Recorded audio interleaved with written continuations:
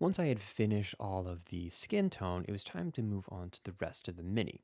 The next part that I paint is all of the metallics. So I go over the entirety of his mask with a basic metallic, as well as going over his gun.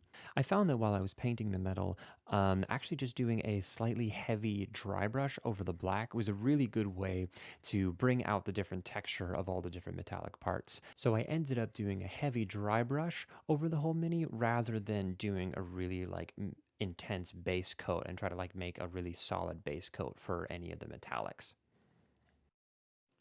The first thing I decided to paint after the metallics was the armor was going to have some metal plating as well that was going to be painted yellow.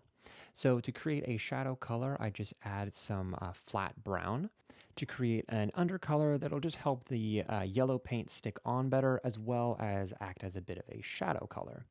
I kind of tried to do a dry brush over this as well, but it didn't quite turn out as well as the rest of the armor did with the metallic paint. So I ended up mixing a little bit of the brown into the yellow. And honestly, I could have stand to do this even more than I did to create really good transition and variation in the yellow armor. The armor plating for this miniature had some really good texture and it looked very hammered that I thought was really cool. And so I kind of wanted to try to preserve some of that in the paint job.